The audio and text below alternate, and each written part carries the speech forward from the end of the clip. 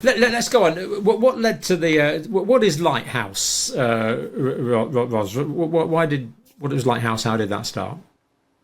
The Lighthouse Declaration. Yeah. Yeah. So really, I know you will be aware, John, and possibly most of your readers are, but the Cape Byron Lighthouse Declaration, it really was a homage to the Great Barrington Declaration. And if you remember with that one, that was focused on, well, it was revolved around focused protection for the elderly and the infirm. They were saying, stop these lockdowns, too much collateral damage, let's focus on those ones who actually need extra protection. So our declaration is about raising the awareness concerning censorship, and that is censorship of vast numbers of health professionals around the world, all who, like we've been discussing, were deeply troubled with what was going on with the COVID policy. And really that was particularly troubling was that this censorship and propaganda especially, it gave this false impression that there was only one truth. They kept talking about trust the science, and with the implication that anyone else, any other narrative was unscientific. So it's about freedom of speech. It's about letting people know that there are huge numbers of health professionals speaking out who were subjected to what can be described as highly draconian treatments from the medical boards and the governments around the world. We were sort of like the naughty kids in class that they were making an example of, with the aim ultimately of terrifying others into submission, obedience. And in my case, they took my psychology license. I was threatened with jail. I was threatened with huge fines. And they even ran a psychiatric assessment on me that I didn't go to. So we've still got, as you know, again, most viewers will know, a complete media blackout of any alternative viewpoints. People that do speak out are often ridiculed and tagged with those words that, again, have been nudged to the 99th degree and weaponized, things like anti-vaxxer and conspiracy theorist. When people hear those words, they sort of automatically switch off. And yes, so really it's about letting everyone know that we're not this fringe bunch of dangerous crackpots, which is what the media is saying, that there's actually large numbers of us, and we do know what we're talking about, and we have a very different story to tell. That's terrifying. You don't agree with me, therefore you're probably mentally ill. That really is the ultimate statement in arrogance. So we have this problem of censorship basically all around the world now. Do you think, and it's not just these issues that you raise, we've got things like particular treatments that should be available for open discussion and debate. Raise that as well. Things that are done, things that aren't done. But put in your own examples in your own particular professional situation. That's it. I mean, are nurses, doctors, psychologists, and all these people, or even ordinary citizens around the world, are they seeing this, or is it they're not? Are they not seeing it? And if they're not seeing it, why the heck not? So I think and as I mentioned to you before, John, I was back in the UK for a month at the end of last year for a family visit. And after I lost my license, I spend most of my time speaking to people like yourself who are aware of what's going on. I spend very little time back in, whatever you want to call it, through the other side of the looking glass. When I went back to the UK, and I lived in the UK for many years, I went to uni there, I spent a lot of time with different family and friend groups people I really love and respect, highly intelligent people, but none of who know what's going on. And I remember after about 3 or 4 days of it, I thought, I can't do this. I've got to get out. It's too hard. But actually it became a complete gift, because I was living in worlds, and we spent a lot of time in a lot of different households where people were reading, I don't know, whatever newspapers, they were watching the BBC, they were speaking. Yeah, that's right. But I think the thing that we can so easily forget, there's so many doctors, health professionals, all sorts of people really on our side, whatever you want to call it, who are so frustrated with these people and think they're either stupid or complicit. But having that window back into that world really reminded me, and it's critical for, I think, people to understand, is they're not stupid or complicit. They have no idea. And if they do hear, I think one of the mistakes that we've made, and I've certainly made it myself, was right back at the start, we would just send all this information to our friends and our family because we wanted them to know what was going on. We would try and send them all this data.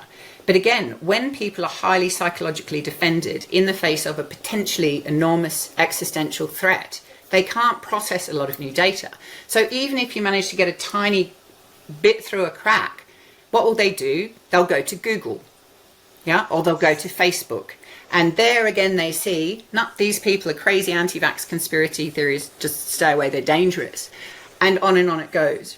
So you might even go to a fact checker to check the facts. Oh, yeah, right? Thank you, Reuters, or all of those friendly news initiatives. I know. And so this is one of the pieces. For me, the most important piece is psychological awareness. Until the whole playbook that they've used is a psychological playbook. And so until people understand the psychology of what's going on, it's really hard to see a way out of this mess. And I do struggle, and I've mentioned this to you previously, John, and I've said it publicly, and it doesn't often make me popular with a lot of those in the truther community, as it were, especially the medicos. This is not a medical debate. It is a medical debate ultimately, but ultimately it's psychological. We have to understand how people got where they were and how people ended up with the opinions they did. Because we have a lot of people who, let me put this in better words. If you're in a situation where you are in those two football tribes, where you're highly divided, whether it's about COVID, whether it's about gender, Ukraine, climate, it's all the same thing fundamentally.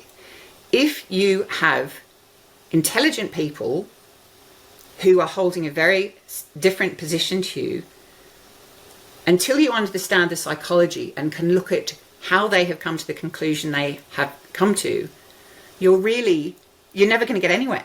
You're just going to keep seeing them as some sort of opponent. But I really believe, John, that the vast majority of people, for sure, we might have some personality disorders and psychopathy up at the top of government, up at the top of the pharmaceutical companies, up at the top of media. But the vast, vast majority of people are good.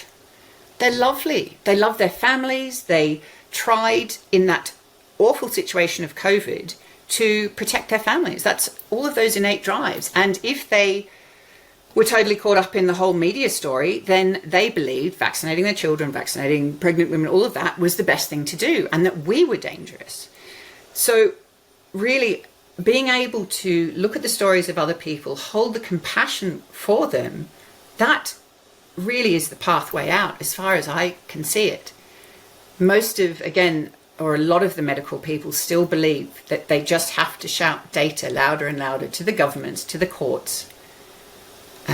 But for me, I don't believe that's the way. So we have a lot of people that are simply preconceptual as to the reality of what is going on. Yeah. Largely because it seems to me, because I think what you've said is that it's kind of a garbage in, garbage out sort of situation, isn't it? That because the media is controlled, because the narrative is controlled, because there is one single narrative, because dissenters from that narrative, such as yourself, are punished. Yeah. We end up with a situation where, well, I want to use the word Orwellian. It's an Orwellian situation. There is a particular truth. And if you don't hold that truth, you might be sent for a psychiatric assessment. That is really quite frightening. Does this tie in with, I don't know, I've written down a couple of psychological terms, though. They may not be psychological terms. I've got sort of mass delusions and the madness of crowds. Is that kind 100%. Huge. Group psychology. So when I talk about these pieces, I usually explain that there's sort of four primary pieces that are psychological pieces that are causing this. First one being, as we said earlier, the majority of people are their daily life, their intellectual processing is unconscious. from wired up at early childhood. The second one is that when we are alarmed, as I've already said, we go into the back part of our brain. The third and fourth one sort of speak to this. I'll talk about the third first. The third is the reliance on primary caregivers.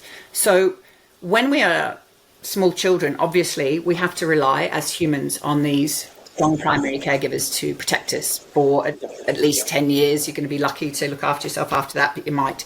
And so strong is that innate driver that very, very sadly, if a caregiver is unsafe, so they're either abusive or negligent, what the children sadly almost always do is they internalize it, is that it's somehow their own fault. Because a child does not have the capacity to reject a primary caregiver. So even if you have a child in a highly abusive situation that has the potential to go into a foster home, they will prefer to stay with their current caregiver than go into that foster home. And so even though that's when we're children, when we then grow up, and this is all, of course, unconscious, right? These are unconscious drives. When we grow up and we go to university